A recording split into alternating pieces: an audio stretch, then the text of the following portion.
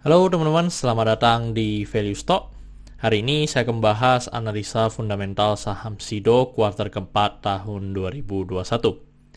Oke, ini disclaimer-nya. Yang pertama, ini merupakan sharing analisa fundamental, bukan ajakan beli jual ataupun suatu saham, dan keputusan investasi ada di tangan teman-teman selaku investor. Yang ketiga, dari analisa fundamental ini bisa dijadikan referensi untuk analisa saham-saham yang teman-teman miliki. Oke, pertama-tama kita masuk ke bisnis model dari saham SIDO ini.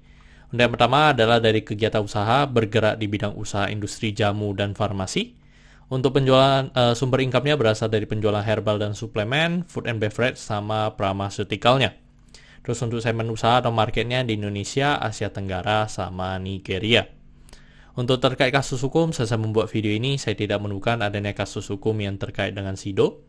Untuk kepemilikan saham dimiliki oleh PT Hotel Candi sebesar 60,46%, Concordan sebesar 21,14%, dan masyarakat sebesar 18,4%. Dan kita bisa lihat dari segi pendapatannya, untuk dari 2014 sampai 2021 cukup konsisten mengalami kenaikan, dan kenaikan 2020 dengan 2021 sebesar 21,2%.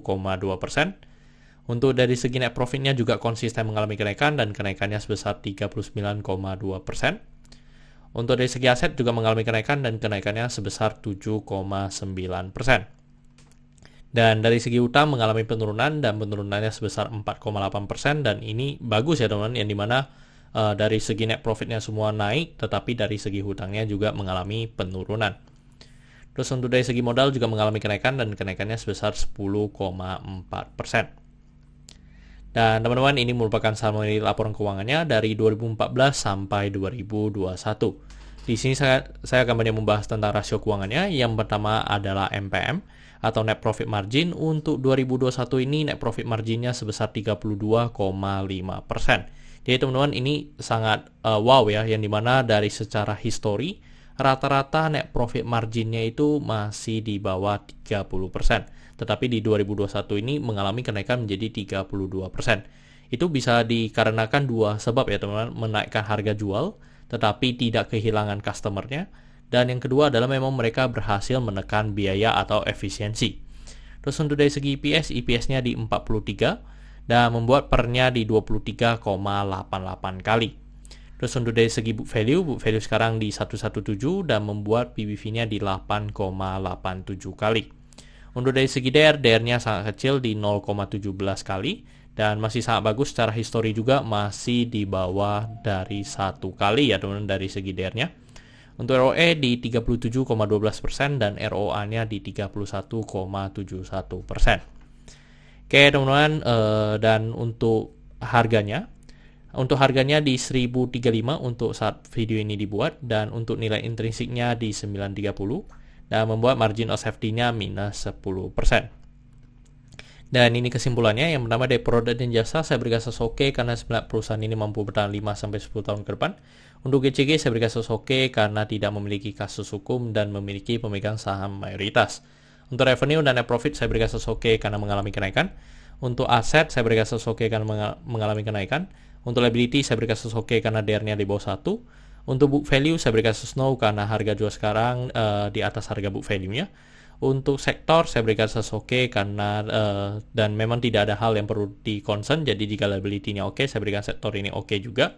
Untuk ROE saya berikan kasus oke karena di atas 9% atau 2 kali bunga deposito yang saya anut. Untuk margin of safety saya berikan kasus no karena negatif.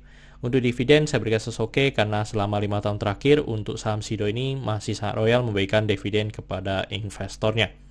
Oke teman-teman, jadi kesimpulannya adalah 9 dibanding 11. Dan pertanyaannya adalah apakah saya akan membeli saham SIDO ini? Sementara tidak ya teman-teman, tetapi memang untuk saham SIDO ini termasuk saham growth stock, yang dimana selama net profitnya terus mengalami kenaikan, ya sebenarnya untuk invest jangka panjang untuk saham SIDO ini cukup bagus ya teman-teman.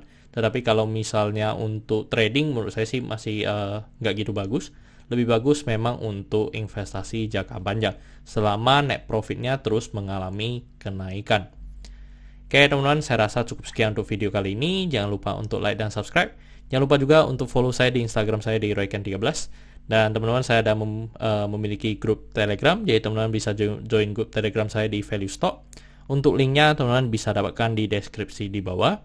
Dan teman-teman, untuk value stock ini juga saya juga memiliki website. Jadi websitenya di valuestock.id. Dan untuk linknya teman-teman saya juga akan taruh di deskripsi, jadi teman-teman bisa join. Untuk website value stock ini akan lebih banyak tentang konten edukasi saham ya teman-teman. Tetapi kalau untuk YouTube ini saya akan lebih banyak membahas tentang emiten. Oke teman-teman, saya rasa cukup sekian untuk video kali ini. See you in the next video. Bye bye.